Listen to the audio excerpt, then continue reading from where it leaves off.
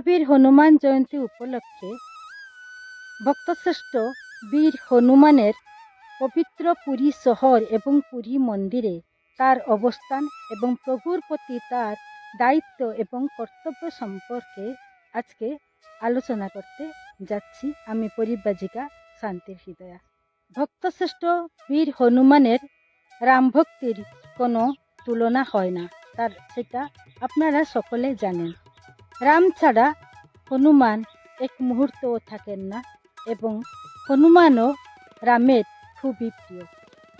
তা সত্ত্বেও রঘুপতি রূপী শ্রী জগন্নাথ কেন মহাবীরের হাতে এবং পায়ে জাঞ্জির বেঁধে পুরীর সমুদ্র তটে রেখেছেন, চলুন সেই সম্পর্কে একটু জানি। হে বীর হনুমান, আমার শতকোটি প্রণাম তোমায়। রাম রসায়ন তোমারে পাশা, সদা রহ রঘুপতি কে দাসা। রাম ভক্তি রূপ অমৃত তোমার কাছে আছে, তাই তুমি শ্রীরামের চিরদাস হয়ে রয়েছ। প্রভু জগন্নাথ শ্রীরাম ও শ্রীকৃষ্ণের অবতার, তাই প্রতিদিন মহাবীর হনুমান ও বিভীষণ প্রভু জগন্নাথকে দর্শন করতে আসেন। প্রভু জগন্নাথ যেন শান্তিতে থাকতে পারেন, তাই বীর হনুমান সব সময় তৎপর। পুরীর মন্দিরের পূর্ব, পশ্চিম, উত্তর, দক্ষিণ চার দুয়ারে মহাবীর সতর্ক প্রহরী হিসাবে অবস্থান করছেন।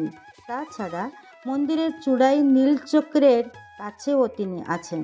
এই 5 মহাবীর সমেত পুরীর মন্দিরের ভিতরে টোটাল 144টি মহাবীর প্রভুর কাছে নিয়োজিত আছেন। এবারে মূল বিষয়টি আলোচনা করতে যাচ্ছি। প্রভু জগন্নাথের মন্দির ও সমুদ্রের মধ্যে প্রায় 1.5-2 কিলোমিটারের ব্যবধান।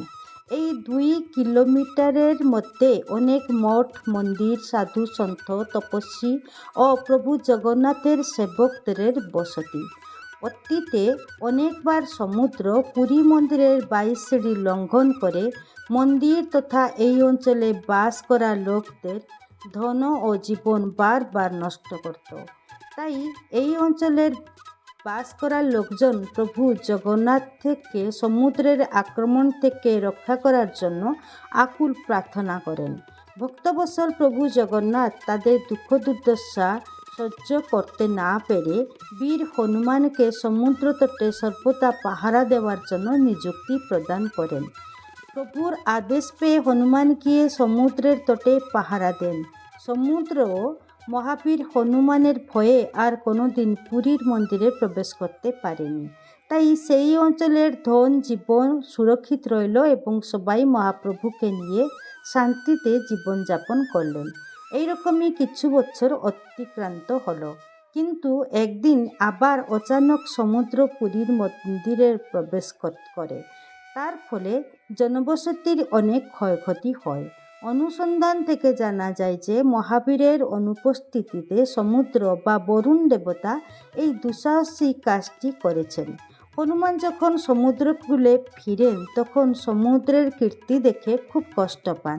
ঠিক এই মুহূর্তে প্রভু জগন্নাথ হনুমানকে ডেকে পাঠান এবং তাকে জিজ্ঞাসা করেন উনি কোথায় গিয়েছিলেন, যার অনুপস্থিতির সুযোগ নিয়ে সমুদ্র আবার তার মন্দিরে প্রবেশ করার দুঃসাহস করেছে।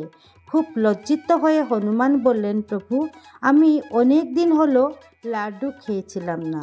লাড্ডু খেতে প্রবল ইচ্ছা হওয়ায় আমি অযোধ্যা গিয়েছিলাম লাড্ডু খাওয়ার জন্য। এই সুযোগে সমুদ্র কূল লঙ্ঘন করেছে। প্রভু জগন্নাথ আর কি বলবেন।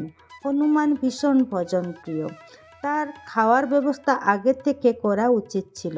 তাই সেই দিন থেকে মহাবীরকে পুরীর চক্রতীর্থ রোডের উপর সমুদ্রের তটে প্রভু জগন্নাথের নির্দেশে মহাবীরের হাতে ও পায়ে জাঞ্জির দিয়ে বেঁধে রাখা গেল, যেন তিনি আর কোনো দিন কোথাও না যেতে পারেন। যেহেতু তাকে জাঞ্জির দিয়ে বাঁধা হয়েছে, তাই তার নাম হলো বেড়ি হনুমান।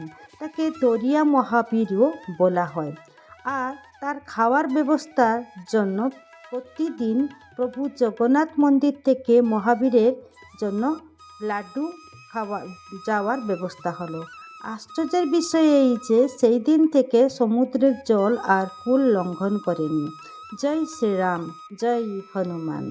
যদি আপনাদের এই ভিডিওটি ভালো লেগে থাকে এবং এই রকমই ভিডিও দেখার জন্য আপনারা আমাদের এই চ্যানেলটি সাবস্ক্রাইব করতে পারেন।